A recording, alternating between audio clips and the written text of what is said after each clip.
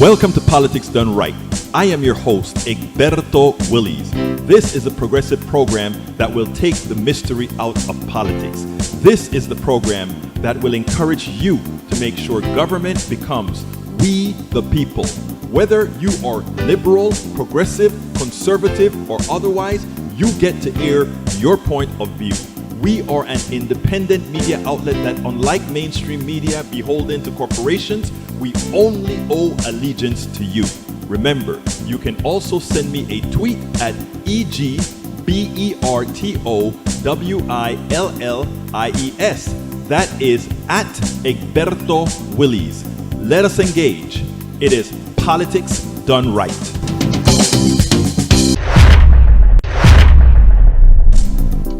Well, folks, welcome to one more edition of Politics and Right. I'm Egberto Willies, your host. Thank you so kindly for being a part of the show. We are going to have a great show for you today. Yes.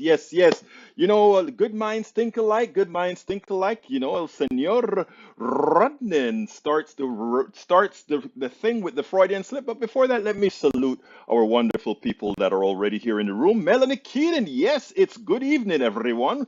Welcome aboard, Melanie Keelan. Alistair Waters is in the house. Alistair Waters is in the house. We have E2247 and of course the one and only Brijam CP. Welcome to Politics Done Right, my dear beautiful ladies.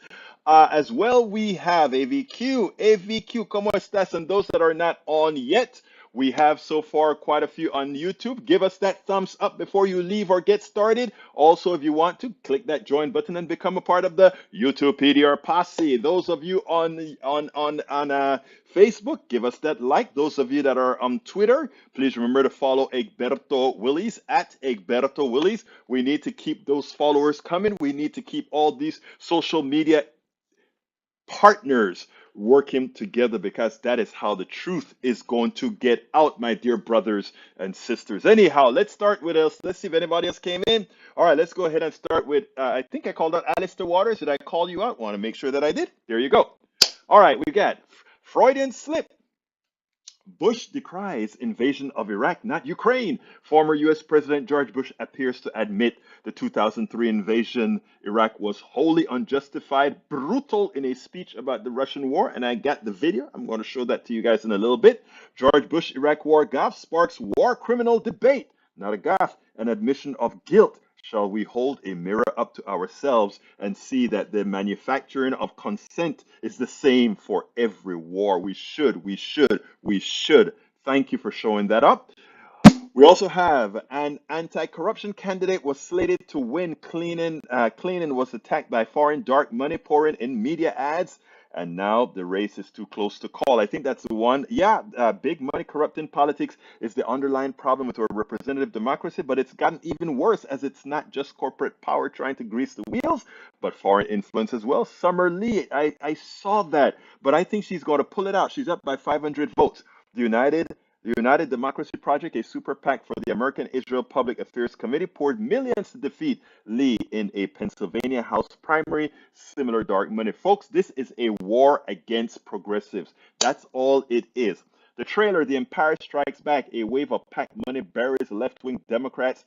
Summer Lee got a head start on her run for Congress. She announced early, hinting that she'd run for the new Pittsburgh-based 12th congressional district even before Representative Mike Dole, Democrat PA, decided to retire. She racked up endorsements, union locals, 14 of her colleagues in the state legislature, Pittsburgh, first black mayor, and Senator Bernie Sanders, Justice Democrats, the group that recruited Representative Alexandria Ocasio-Cortez to run for Congress, saw her as a future member of the squad. The attacks did come, TV ads and direct mail, with millions of dollars behind the efforts portraying Lee as a risky left-winger who would undermine the Democratic Party if she won the safe seat.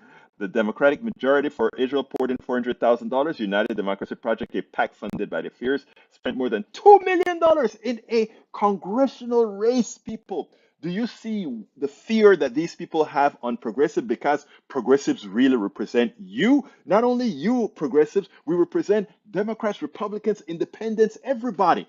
That's why they are scared, because the policies progressives stand for are the policies that the plutocracy fears the most. Anyhow, let's go to the president's gaffe, and then we're going to do the interview with the interview, and then we'll back out of that again. So here is el gaffe del presidente, que tú sabes cómo va todo. Yvette Avery Herod, welcome to Politics Done Right, my dear friend. Welcome to Politics Done Right. And para ver, here we go with that gaffe. Bush had a Freudian slip. Check this out. We'll take it on the other side. In contrast, Russian elections are rigged. Political opponents are imprisoned or otherwise eliminated from participating in the electoral process. The result is an absence of checks and balances in Russia and the decision of one man to launch a wholly unjustified and brutal invasion of of Ukraine. Iraq, anyway. 75. Now, you know, that's why you have to be careful when you're pointing. You heard what he said? I'm 75. But you know, I thought he said semper fi, but it's 75 that after kind of listening a bit deeper, it seems like he said I'm 75. Okay, let's go ahead and get busy with the interview, and then we'll take it on the other side. So here's Charlotte Dennett. She's going to talk about the Iraq War and what's really behind, not Iraq War. Here I made the same mistake. The Ukraine War and what's behind that war. So let's go ahead and get busy with Mademoiselle Charlotte Dennett. And let me make sure I have her queued up. Here we go. Welcome to one more edition of Politics and Right. I'm Egberto Willis. Today we have the honor of speaking to Charlotte Dennett. Who is Charlotte Dennett? Charlotte Dennett is the Beirut-born daughter of America's first master spy in the Middle East, Daniel Dennett. She is an investigative reporter and the author of the best-selling book called Follow the Pipelines. Again, I repeat, follow the pipelines. With what's going on in Ukraine, we're going to have a lot to talk about. Charlotte Dennett, welcome once again to Politics Done Right. How are you doing today, my friend? I'm doing great. Great to be on your show. Well, look, it's great. It's great to have you. Anyway, first, before we get started, tell us a little bit about yourself. Well, I'm an investigative journalist and author of 3 books. The latest one, Follow the Pipelines, and I'm an attorney. I'm an attorney to pay the bills. If you're an investigative journalist, you sure aren't going to count a lot on bringing in a lot of money unless you're super famous, of course. So you need 2 professions in order to carry on your passion. Well, you know what? It seems like you have a good one here, especially with what we're going through with Ukraine. So let's get started this way. Russia decides to invade Ukraine. In your humble opinion, without first going into the pipeline thing, what's the real genesis of that war? And let me just warn you, I had a Ukrainian citizen on one of my shows a couple of weeks ago who pretty much says Russia is all to be blamed. We have always been an independent republic with our own history, and the Russians just came to be a part of us because of invasive history. That's the genesis of that's a synopsis of what he said. What are your thoughts? Well, I'm still burning up on the whole history of Ukraine, but I can tell you that there's a long history between Russia and Ukraine, and which is why Russia is trying to recapture it. But that's not the only reason. I am looking at that whole war through the perspective of it's being an energy war. And from that perspective, I would refer people to a Rand Corporation study that was published in 2000, and it's about Ukraine and natural gas. And what that story says is that Ukraine has a good amount of natural gas, and we need to develop it as a way to wean the world or Europe off of Russian natural gas. And the whole thing sort of wait, I need to stop you there. I need to stop you there because you just added a perspective that I never ever had.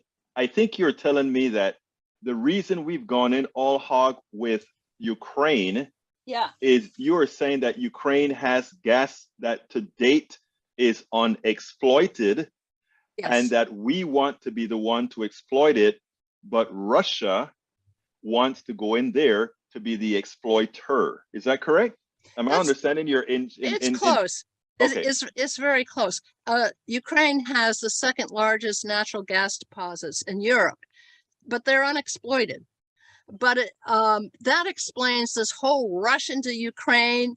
In 2014, there was a lot of commotion in there, and eventually a pro-Russian president was removed by the CIA, and I remember that. yes, and eventually replaced by Zelensky.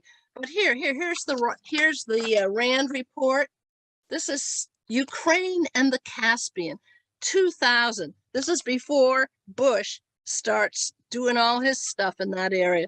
And in fact, Dick Cheney, head of Halliburton, was very interested in Ukraine and the Caspian Sea. And the Caspian Sea was looked upon also as a great reservoir of natural gas. And the whole idea was to get away from the dependency on Middle East oil, because there was too much conflict. And oil cannot be exploited and pipelines can't be built. They can't If be they're blown up. financed Yeah. if there's a conflict going on. So they started to look to other places. And so Ukraine was looked at way back in 2000. Now, let's just come up to 2014. No, let's not do that. I'm sorry. We have to go even further back. This is how we uncover the origin of a country. And what I Right. do is I keep going back to find the origin. The dissolution of the Soviet Union in the 1992, there was a promise made by the United States that if the Soviet Union was dissolved and the former Soviet republics were to go independent, NATO would not advance toward the Soviet Union 1 inch. They broke the promise. And that has now been well established. NATO has moved in on all these different countries and gotten closer and closer to the border with Russia. So there are those. I need to pause you right Yeah. there. And the pause goes as follows. I've heard that as well, but I don't know the history. Was that something that's documented, written, or was that verbal agreements? It was a written agreement. Okay. And I believe James Baker, he was former, what was he, He Secretary? was the Secretary of State for Yeah. George Bush. Yeah, he made that promise and broke it.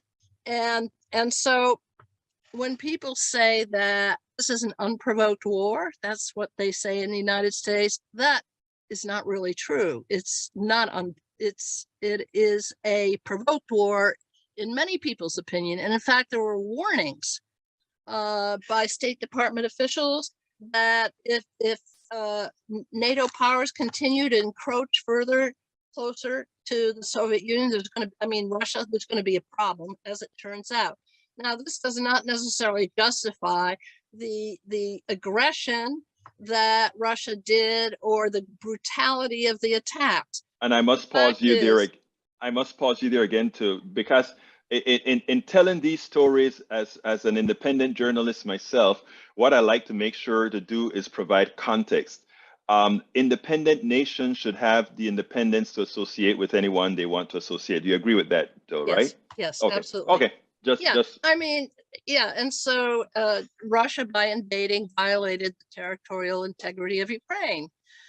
But people also need to realize that before he invaded, he kept asking for NATO assurances that first of all, that they were not going to take in Ukraine as part of NATO. He wanted those assurances, and the assurances were not given. So he is going to go around and claim, once people have some historical context, he's going to try to justify what he did. In my humble opinion, I see a plague on both their houses, because what I see this as a energy war, first and And foremost, I want to, first of all, between two superpowers. I'd like to exploit that with you, or rather explore that with you.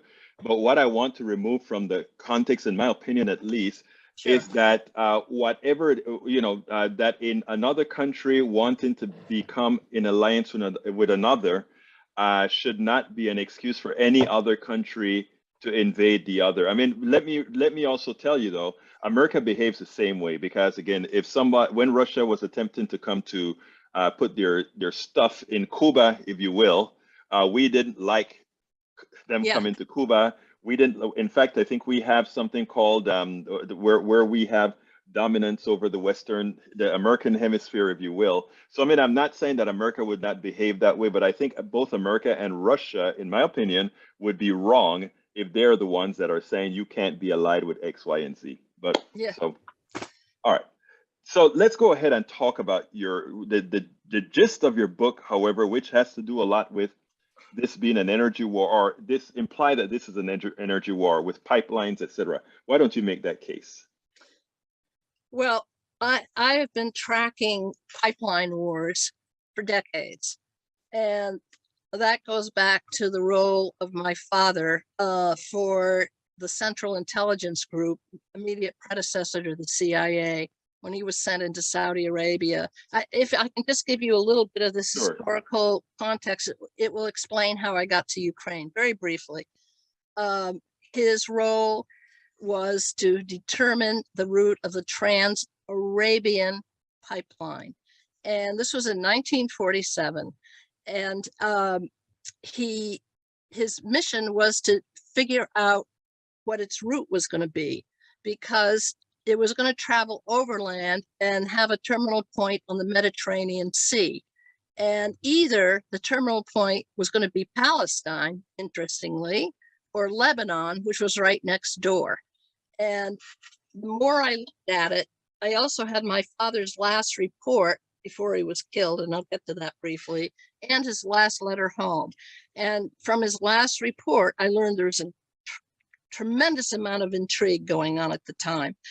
America, by virtue of it having exclusive concession of Saudi oil, was becoming a superpower in the Middle East and also in the world.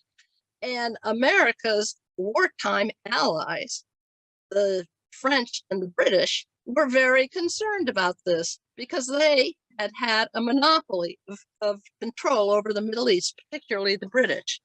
But the French, they had control of Lebanon and Syria, for instance. British had control over Palestine, Jordan.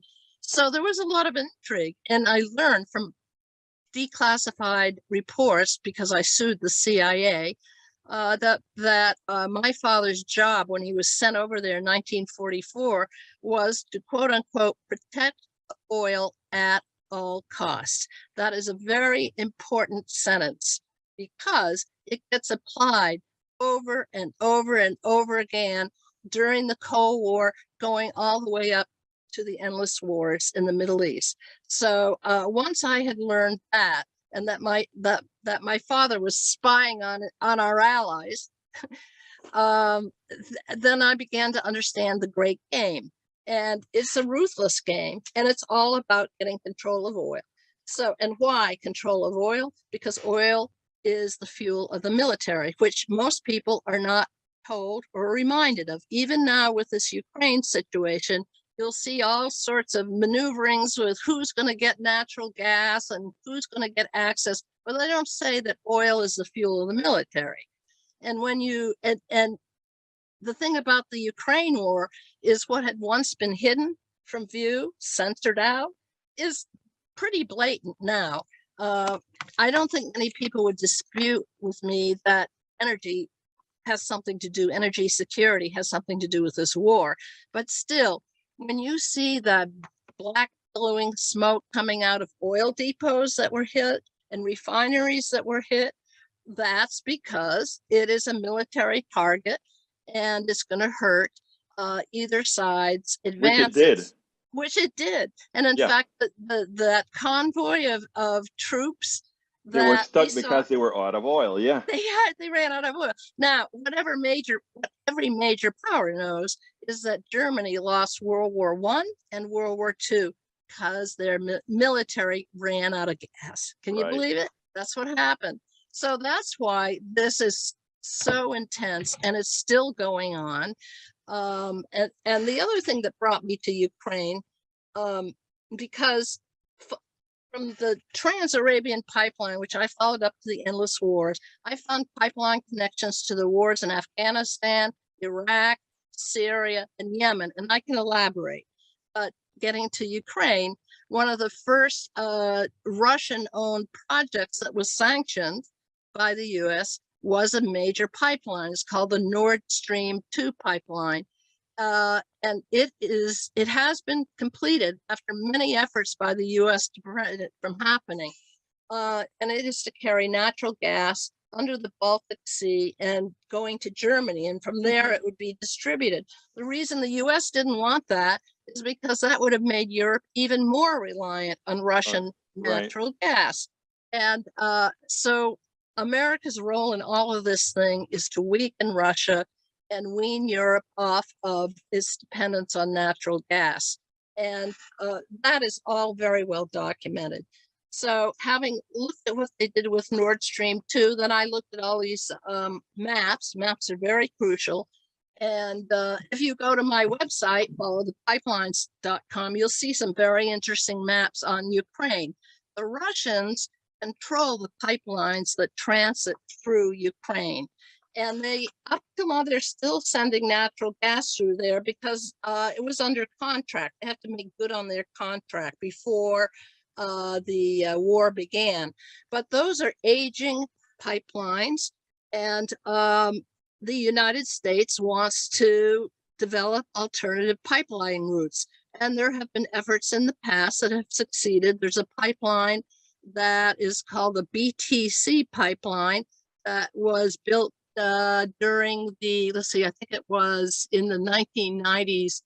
And that runs from Baku through to, I can never pronounce it, Tbilisi, and ending up in Turkey and Ceyhan. I have a map of that in my book. That was a way of avoiding Russia. And it's all these bypass efforts, you know, we're going to bypass Russia and Russia's going to bypass the US. And it's this incredible pipeline wars that are going on right now. So let's see, what else can I say about Ukraine? Why is Putin focusing on Eastern Ukraine? Because Donbass? that is, yeah. Yes, that is where most of the natural gas is. Okay, that is my opinion. And why seize Crimea earlier? Crimea sits in the Black Sea. The Black Sea is loaded with oil and natural gas.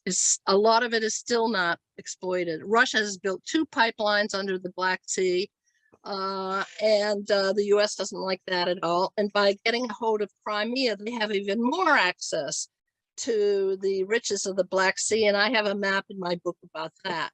So it really is. The other aspect is that the United States has been renewing its pumping of oil and natural gas as a result of the war in Ukraine, because they're worried that Russia will shut off the gas supplies to Europe. So that you've got to find alternatives. And the fracked gas people, these tend to be more the smaller oil and natural gas companies. These are not the majors. Mm-hmm. They have been pining to get in to that whole region of Eastern Europe. They were pining to get into Afghanistan too, and Iraq. And Dick Cheney was one of the main people to do that. Dick Cheney is the vice president to Bush, was surveying the whole region, the Caspian, and also he was looking at Ukraine. And interestingly enough, Victoria Nuland, who is that today, caught in Ukraine, yeah. Oh, you know about her? Of course, in Ukraine, she's one of the ones who sort of created sort of a malaise between, I think she got caught by the Russians, if I'm mistaken, saying some untoward things on her cell, right? It got leaked. They were Right. talking about who they were going to replace as the what Russian president, pro-Russian president, Right. was going to be replaced with. And that Right. got on the phone. She was also seen handing out candy to the demonstrators Right. against his regime. And she was very much in favor of a regime change. And she worked for Dick Cheney Right. during the Iraq War years, and she's married to Robert Kagan, who's a key neoconservative. But I would say that it's not just the neoconservatives that have had their eyes on Ukraine. It's also, well, certainly Zbigniew Brzezinski, when he was Carter's national security advisor, he was looking through his concept of the grand chessboard, which is a book he wrote, about establishing American dominance in the world as a single superpower. And so he's a sort of a neoliberal. He comes out of the Rockefeller They're all camp. neoliberals, the ones who run our country that provide, I mean, that's why whether it's Obama or it's Bush, our oil policy remains the same, and what we do overseas remain the same. One of the reasons I love having you on talking about this, and again, I don't want to be here giving misinformation about Russia, Ukraine, the United States, or anything. So I wanted somebody who actually knows what's going on. Your father was an ex-spy who worked on this, on all the things on towards or otherwise that's done by not only the United States, but by France, by UK, by Russia, by all of them. He knows all. He knows where all the dead bodies were, and you also have a lot of documentation to where the dead bodies were.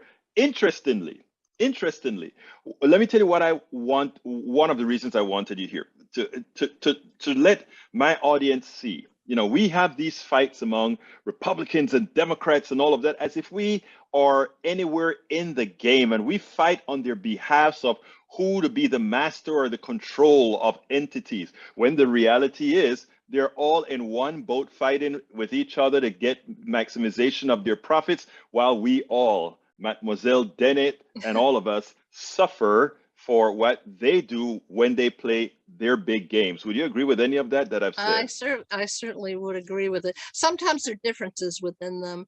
I consider the neoliberal Rockefeller camp as being more sophisticated, Hmm. and they often rely more on economic pressure than going into a region with a sledgehammer. I think that they may not have gone into Iraq the way the U.S. did Under Bush. so Yeah. blatantly. Bush was more allied with the neocons, and well, because of Cheney, of course. And they had been angling, as I said, these smaller ones. I mean, Bush, Zapata oil, that was minor league, but they saw riches to be made, and they just, went in full hog. The neoliberal camp is more sophisticated, generally speaking. But I want to return to Brzezinski. Guess who the U.S. ambassador to Poland is? It's his son. His son, I Okay, what's know. he doing there? Well, You have he to has a ask name, right? yourself. Yeah, and then I found this great quote from Henry Kissinger, who was a protege of Nelson Rockefeller, who I wrote about in a previous book. Right. And Kissinger said, if you control the oil, you control the world. It's So true. that's what it's all about. They may have differences of approaches, but it seems to me that it's all sort of come together with Ukraine. You got the neocons and the neoliberals sort of working together, it would seem to me. And the main goal is to weaken Russia. And I mean, Biden blew it. He said it. Yes, We he want said it. regime change. And then it Here's was the like, thing. no, it's not regime change. Come on. Who Again, knows they want to get rid of him? So Miss Dennett, I think one of the reasons that we want every American understanding these stories as well is because it was amazing to me how quickly Biden asked for $33 billion after he had gotten $14 billion. He has no problems getting it from either Democrats or Republicans. But it goes a bit further. He asked for $33 billion and they said, no, no, Biden, you can have $40 billion to give them yeah.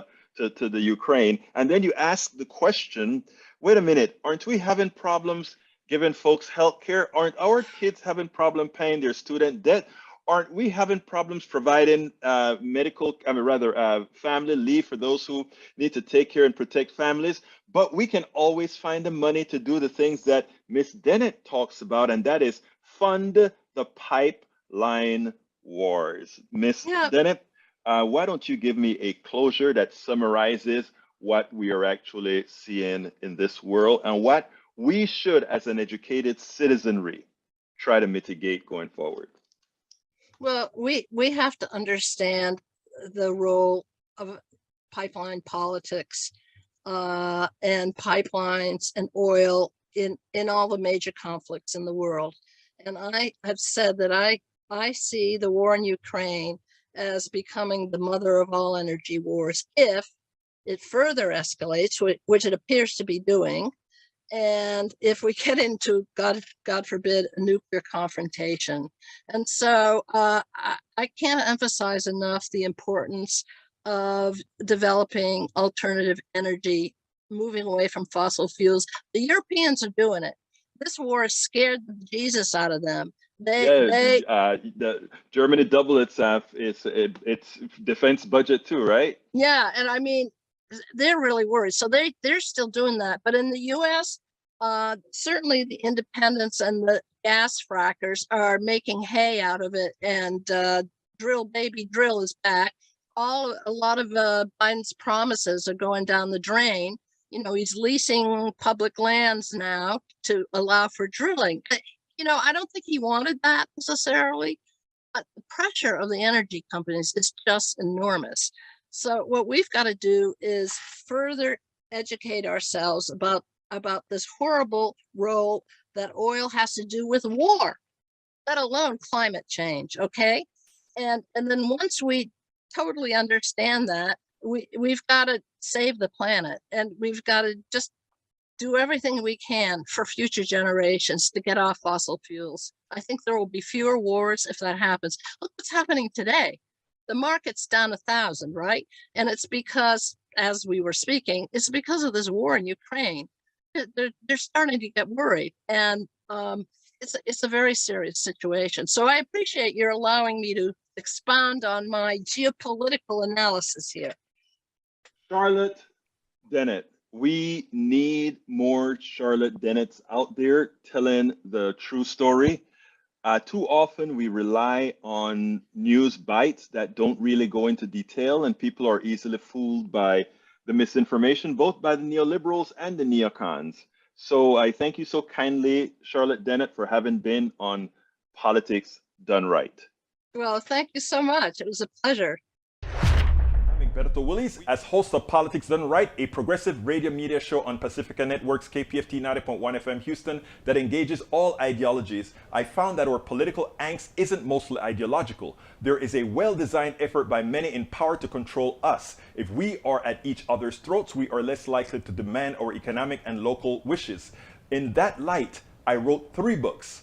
I wrote the first one titled, As I See It, Class Warfare, the Only Resort to Right-Wing Doom, to describe the entire economy in a manner we can all understand. It highlights why it was designed to pilfer most as it empowers a few, the chosen. The second book, titled, It's Worth It, How to Talk to Your Right-Wing Relatives, Friends, and Neighbors, take it to the next level. After understanding how the system pilfers, it is incumbent that we can speak to our peers to empower a change. The third book, How to Make America Utopia, Take Away the Economy from Those Who Rigged It, gives us a place to land. After learning about our economy that is dysfunctional for most and learning how to engage the other side, we point out what would make an economy that works for all. Each book stands on its own, but together they provide the full picture. Please consider getting one or more. You will undoubtedly learn, be entertained, and help us continue the mission with our blogs, articles, videos, and books. I hope you enjoyed that, folks. Charlotte is a wonderful guest. She knows the material. She wrote the book. Got to check it out. I put the book link in there as well. But please consider getting my books, all 3 of them if you can. But each one of them, like I said, stand alone. You can go to politicsandright.com/books, politicsandright.com/books. Please support the program. If you are on YouTube right now, please go ahead and click that join button. Be a part of our YouTube PDR posse. Go ahead and give us a coffee or something like that, because that is how we can effectively make change, by informing people. A lot of this information, the media doesn't give these people enough time, enough traction that they can tell the whole story. Instead, we hear a soundbite here, a soundbite there. Well, that's why you have Politics Done Right, so that you hear more than sound bites. Please go ahead and click that join button if you are on YouTube. But if you're not on YouTube, to join, you can still join the YouTube posse by going ahead and clicking politicsandright.com/YouTube, politicsandright.com/YouTube. Alternatively, you can support us on our Patreon. Some people like to use the Patreon platform. You can go to politicsandright.com/Patreon, politicsandright.com/Patreon alternatively, but actually preferably, because we get the best rates there, consider providing us our support on politicsandright.com/PayPal, politicsandright.com/PayPal. Everybody knows how to spell PayPal, P-A-Y-P-A-L, right? Politicsandright.com/PayPal. All right, folks, we have a store. Our store has a whole lot of, I don't have the stuff to show you here because I'm not in Houston, but we have the caps, we have the cups, we have all the good stuff for you. The t-shirts that have, like this one that I'm wearing right now that says, I support, what does this one say? It says, I support independent media. I support independent media. Please consider going to our store and show your support for independent media. Get our logo on it as well. Please go ahead, and there we go, politicsandright.com/store, politicsandright.com/store. Now, if you want to find all the area, oh, there we go, made a large pic for the mug. I got to give it to Bridge MCP. She made a picture of what one of our mugs say, and let me go ahead and get the clip for that mug as well. Let's go ahead and put Bridge's picture on the screen. There you go. Bridge is reminding us that that is what's actually on the mug that she designed for us. Join the PDR posse.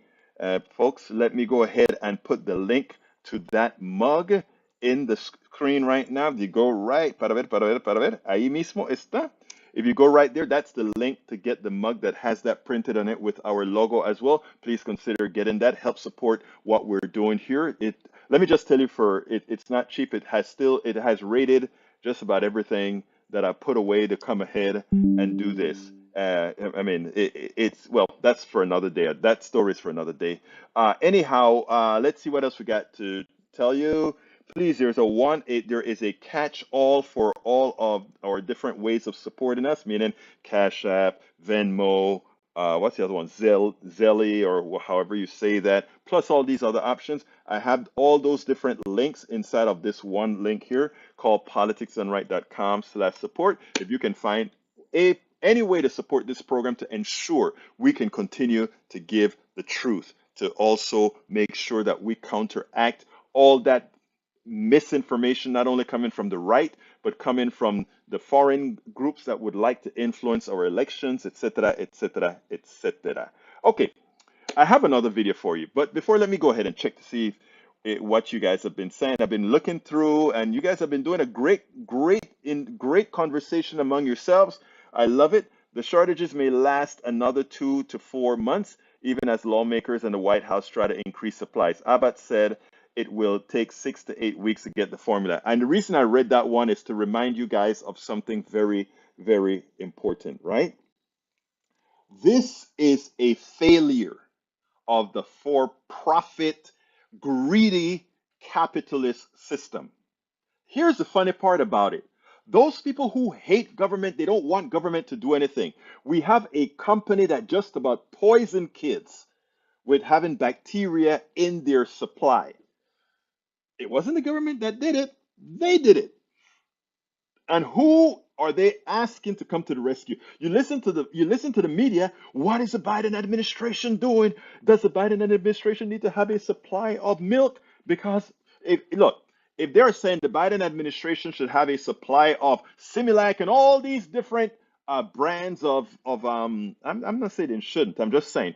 But what they're proving is that the private sector, because it's for profit based in these things that are essential. Remember, I believe in free enterprise, but I think in things that are essential or critical, the government should be strongly involved. What we have proven here is when these companies run into trouble, the first thing they beg, oh, government, what are you doing? But I tell you what hurts me the most is when you have the media folks buying the right-wing folks and saying, well, why wasn't the government ready?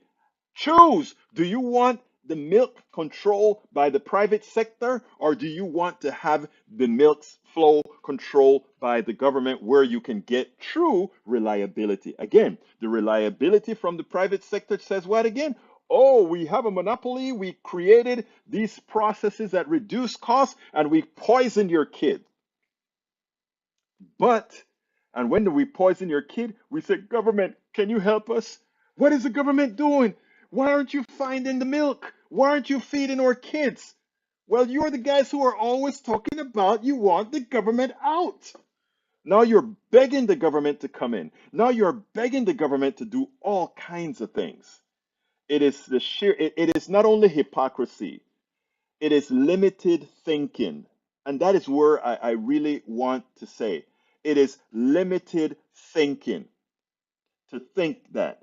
Okay, whose failure was it when the citizens of the USSR are greeted with empty shelves at the grocery store? That has nothing to do with this story here. Like I've said before, it is simple. A bifurcated economy where things that are not essential are controlled by the private sector and things that are essential are controlled by we the people, a well-designed we the people. Again, we have proven that whenever the private sector fails, they are always begging government to somehow come to the rescue. Whenever a hurricane blows down all those homes that are built silly on lands that should not have homes, then they beg the federal government to come to their rescue. The federal government continuously come to the rescue of the private sector because the private sector have proven on and on again to be nothing more than parasites. I'm not talking about I'm not talking about the pizza shop. I'm not talking about the grocery store. Those people work for their money. I'm talking about the Wall Street guys who, as soon as a profit margin drops by a few pennies, they want to make sure and take it away from the workers. They want to take it as inflate. They want to create inflation. The capitalist portion of the private sector are parasites that under our system never loses. Even now, what they're asking for is now Biden is going to go overseas and start flying in milk because the private sector failed in America. Again, were they able to deliver the milk successfully to the American people? No. What does that mean? They failed. It's that simple. There are no two ways about it. So all of you who are looking for unrestricted capitalism, as Brother Robin Davenport is saying, unrestricted capitalism is by design brutal. And why is it brutal? Because it's only looking to serve one. Patricia Vadala says, to many places to inspect, not enough inspectors. That too, they want to cripple. That's what they want. That's what they want. Michael Rodney, government is one of the three bastions against unchecked corporate power, screwing the people. P.S. The other two. It scrolled across, it scrolled across, it scrolled across. Okay, let's continue. Egberto Willis, I forget, is in PayPal business or friend? PayPal is a friend. PayPal is a business, but it's a friend to me because they charge the least amount of, in other words, they take the least amount off the top from whenever folks contribute to Politics Done Right, they're the ones that take the least at this point in time. All the others take a bigger cut, I guess. I don't know what their reasons are really, but they do. Let's see. Of course, the best the ones that take absolutely no cut, of course, is when you do Zelle Cash App or what's the other one? Venmo. So there you go. Let's see what else we got here. Al Gore won Florida. We knew that.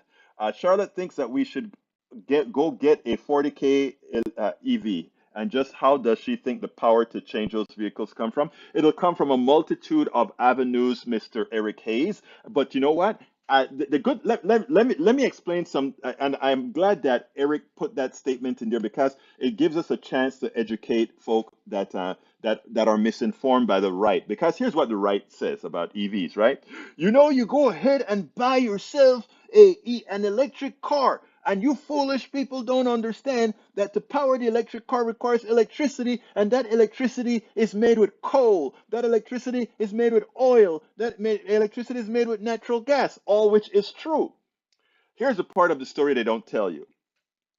As we go further into green energy, more coal plants shut down and more green plants, meaning solar, wind, wave, hydro, come online, right? But here's the kicker that they don't tell you. The great thing about having electric cars is it's what's known as an abstracting vehicle, okay? It does not emit into the air like every combustion engine does. And so what we do is if we have all electric, all the pollution comes from whatever still is generating electricity, the dirty plants, right? So we have all the cars off the road that are using fossil fuel, and we slowly change these power generation plants to renewables. So this is abstracting because we get the immediate bang now from the electric cars. And as we change the forms of generating energy to create the same electricity that these cars need, we continuously reduce our carbon footprint. So we reduce our carbon footprint immediately from driving cars that are electric, and we also reduce our carbon footprint as we migrate from carbon, meaning from coal, to wave, hydro. Actually, there are even some biodiesels, etc. There are all kinds of ways that we are actually following the curve, right? And so, again, remember what the right does to its people is they tell them a true story on the top that beneath is hollow.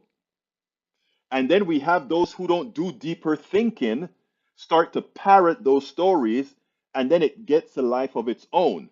What Politics Done Right does, what we do, our job, why we ask for your support to make sure that the misinformation that Eric Hayes just put there about, oh, you want to buy a car now, an e-car, and you still are generating dirty energy from the electricity, we can then educate them to get the method in their minds. It's not about the e-car takes that carbon in that area offline immediately. As the power plants switch over from dirty energy to clean energy, those cars have already done their part of the job. It just takes one other level of thinking. Get away from your ideological buffoonery. One more level of thinking, and you get the picture. Now, some of my right wingers will refuse to accept or believe that, but it doesn't matter because all those that are listening to our live show, our podcast, and etc., we are using that great stuff from Eric, that great, well-designed misinformation from Eric, and we can enlighten others who think like Eric and others, but are willing to have their thought process change into one that actually thinks scientifically, that thinks correctly. All right, let's continue. Let's see what else I got down here. Let's see. No, it is misinformation when you take it to the next step. It is like I said, it's a true statement on the top, but underneath it's ridiculous. Okay, E2247 says Robert Kagan, his brother Fred, Norman Reynolds says, and a switch to battery and solar and EV charge at home will not need any power from the grid. Very true. I love that one as well. The thing about renewables is that the pollution happens once or twice during mining and manufacturing, while fossil fuels, the pollution happens constantly. Result, fossil fuels account for 1 in every 5 deaths worldwide. Thank you for giving that intelligent piece of information. Reducing from AVQ, Robert Davenport says, reducing our carbon footprint is not eliminating it. It is doing that what can do better and less damage. Exactly, Brother Davenport. Who else do we have here that I want to? Paul Fleming says 203 Republicans voted against the domestic terrorism bill. I wonder why. You know why. British MCP says the Niagara Rivers is one of the world's greatest sources of hydroelectric power. The beauty of it is wild descent from the Lake Erie to Lake Ontario attracts millions of visitors each year. During its short course, 56 kilometers, the river drops 99 meters. That's a lot of potential energy, with much of the spectacular plunge concentrated at a 13-kilometer stretch of waterfalls and rapids. Yep. Mike C6 says, as more wind solar comes online, more natural gas plants have to come online to ramp up or down. I mean, that's not a problem. If you bring natural gas online for emergencies, in other words, if for some unforeseen reason we don't have sun, we don't have wind, I mean, I like note I said unforeseen, but again, it's wind, solar, back in store. Back in store means like you can use hydro, put water in lakes and all of that. Those are all batteries. Raise big heavy weights up that bring things down eventually. There are a lot of ways to store energy in industrial capacities. That doesn't only require lithium batteries, that can use many others. There's a piece that I wanted to show you guys, but I guess I am going to hold it back until tomorrow since I only have 6 minutes with a whole lot more questions coming in or statements coming in. Daniel Edo says, Egberto, get to the next level of deeper thinking. If you are correct, how do you explain shortages in a system without corporations, capitalism, and completely controlled by a central government? Again, you're misinformed again. Capitalism wants you to believe that having things run by a government means centralized government, meaning the following. They would want you to believe that everything starts in, like the way Russia runs its army, everything runs from Russia, so it doesn't run efficiently, right? What we are speaking about is government. There's the federal government, and then there's state governments, and things can be localized. Localized mean just like we have separation of powers right now in the way that the way we have the states run certain things. Let me give you a classic example. Medicare for all doesn't mean everything is run from Washington, D.C. Medicare for all means everybody qualifies for medicine. If in Timbuktu we need to have this type of health care, as long as it's paid for by all of us, you do that. If you go to Timbuktu, you have a different kind of stuff because of the way the people who live there. No, again, that fallacy about centralized care. Let me tell you what is centralized. Centralized is having four corporate beings that control our milk supply. That is centralized. Centralized is having four major oil company. That is centralized. Now, if you have all states that are supposed to give healthcare, we have 50 states, and all the healthcare is paid through one payer. It's not centralized at all. It is optimized for where you're at. You see the lie, that is a lie that they tell you. And you see how easy it was for Daniel Ledo to eat it up? Look at what he says. Egberto, get to the next level of deeper thinking. If you are correct, how do you explain shortages in the system without corporations? Well, what you had is Russia was centralized communist country. What Egberto and all of us are talking about is a system in which it's not centralized. Okay? You think that there's one government? Come on, man. Wake up. Egberto is making an argument for Scudder striking down Roe versus Wade. Send it back to the states. No, you're missing the point. One of the, again, why do I have to teach a born American citizen his own constitution? The Constitution created two parts. The Bill of Rights served a purpose, and it created the fear that one had for exactly that. That's something that said we are going to have the tyranny of the majority. To prevent the tyranny of the majority, what we created was a Bill of Rights. And again, the Constitution is a very poorly written document. Let me just say that. But at least having a Bill of Rights did something important. It created individual rights that the majority could not supersede. And the right to an abortion was one of those that was inferred from the privacy clause, etc. Right? And marriage among people of same-sex marriage and all that sort of stuff. So no, we want majority rule, but we don't want state rights that remove inalienable rights. Understand your constitution.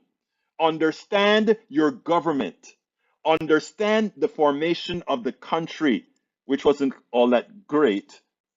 The insistence upon the U.S. exercising global primacy, or the primacy continuing to be number one position we've become accustomed to, having ever since the end of World War II. That conviction remains. Here you go. Paul Fleming says, you want tire privacy? but you don't want a woman to have hers. Exactly. Robert Davenport says democracy without a constitution is a tyranny of the current majority. Amen. Let's see what else we got. Daniel said Egberto is now making an argument in favor of the Second Amendment. Wow. I think you missed the ball if you think I make an argument against the Second. The argument that I'm making is that the Second Amendment, as implemented today, is not the Second Amendment as described by the founders of this country. But even if it were as described by the founders of this country, I don't have any particular faith in the founders of the country knowing today what we know today. It's not like they had scientific knowledge. It's not like they understood that that all humans are equal, and it's not that they understood that we were going to come to a point in time where the tyranny of capitalism that they stood for was going to come crashing down. Anyway, we are getting close to the end of the program. I'd like you all to consider becoming a part of our posse. Please go ahead and go to politicsdoneright.com/PayPal. Please go to politicsdoneright.com/PayPal. Support what we're doing. What we're doing here. Alternatively, you can just go to politicsdoneright.com. Get one of our books. I promise you're going to learn a lot from our books. You're going to enjoy our books. Please also go to politicsdoneright.com/support. Politicsdoneright.com/support is the all-encompassing way to support let me get that done right, to support what we do here. Let me get a few more in before I go. Again, Egberto Willies, you don't and should not teaching them basic knowledge, giving medicine to the dead, feeding ego. Well, again, Breach, please hear me here, Breach. Other people are going to be reading this as it goes into podcasts. I have to make some sort of a mention to corroborate what we're saying here, because what they say is a bad info that's going to the right. When somebody comes to our show and hear that, we get a chance to mitigate it. I won't spend an inordinate amount of time, as you know, you've warned me before, and many others have warned me before. But I think we cannot. One of the things that Democrats have done for too long a time is to leave things unanswered. And what we created is a middle of the country that is completely ill-informed, because we just thought, how could they be so stupid to think that? And it's not that they're stupid at all. It is just that they have been left behind because we didn't communicate much to them, in my humble opinion. And I think we have a responsibility to treat folks. I think we have a responsibility. My responsibility is not to look at my right-wing guys that don't think like me and just think that they're dumb. I don't think I genuinely do. And this is not, I'm not just saying this. I genuinely don't think that they just program some ways. I know some left-wingers that are programmed with some silly information that I'm trying to break right now. There's a part of, when they talk about cancel culture, there's a part of cancel culture within our space, the left space. And I'm not talking about a cancel culture that exists on the right. I'm talking about a cancel culture that exists in our space, that I'm trying to work with, because what it does is it requires a purity none of us can live up to. But that's for another day. Look, I thank you guys so kindly for being a part of the program. Together, and notice what I said, together we will make a difference. You will make a difference by helping us promote what we're talking here, truth, by helping us speak to everybody, and making sure that nobody, even those that want to call you their enemies, do not make them your enemies. I don't believe in false equivalencies. I do not condone false equivalencies at all. Let's see, I have to remember the bigger picture. Thanks. Absolutely, my dear, beautiful lady. AC Rodriguez says, unfortunately, we have to consistently reinforce information for those that do not get it the first time. It's a constant battle, but must be fought. Thank you, brother. Thank you, brother. Okay, guys, you have a wonderful day. My name is Egberto Willies. This is Politics Done Right. And you guys know how I end this, baby. I am what? Out.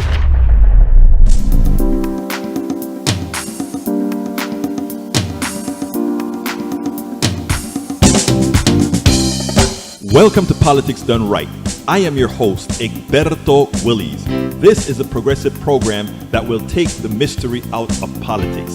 This is the program that will encourage you to make sure government becomes we the people. Whether you are liberal, progressive, conservative, or otherwise, you get to air your point of view. We are an independent media outlet that, unlike mainstream media beholden to corporations, we only owe allegiance to you. Remember, you can also send me a tweet at EGBERTOWILLIES. That is at Egberto Willies. Let us engage. It is politics done right.